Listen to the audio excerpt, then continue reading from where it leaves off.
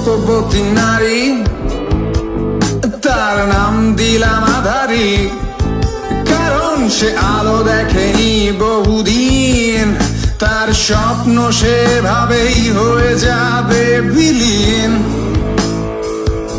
আর দেখি এক রূপবতী নারী, তার নাম দিলাম আধারী।